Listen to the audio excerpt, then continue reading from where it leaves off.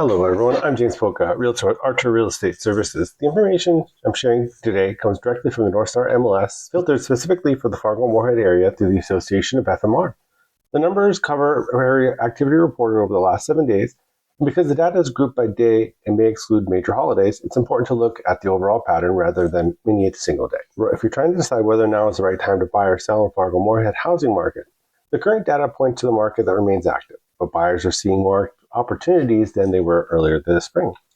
Over the last week, 168 new listings hit the market while 95 homes went under contract. That gives us a new pending to new ratio of about 57%. In other words, a little more than half of the new inventory entering the market found a buyer during the same period. Demand is still present, but inventory is arriving faster than buyers are absorbing it. For sellers, that means price and presentation continue to matter. For buyers, competition still exists on desirable homes, but there are generally more choices available. Compared to the previous week, new listings increased significantly from 93 to 168, while pending contracts increased from 75 to 95.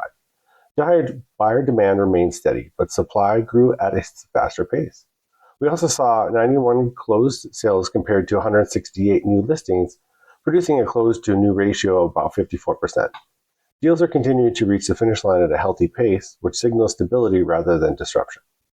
Looking at the contract structure, 58 pending sales included inspection contingencies representing roughly 61% of the pending activity.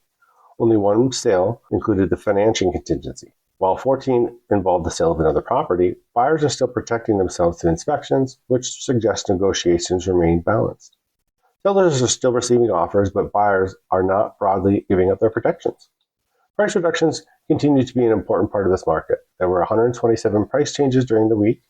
That's a substantial number relative to new inventory and suggests sellers are actively adjusting pricing to stay competitive rather than simply waiting for buyers to come down. On the inventory side, we saw 20 cancellations, 6 expired listings, and no withdrawn listings. The lack of withdrawn activity suggests more sellers are remaining committed to the market rather than stepping away. What did not happen is also important. We didn't see a surge in failed transactions, widespread withdrawals, or a sharp decline in pending activity. Those are all the signs that the Fargo Moorhead housing market remains stable.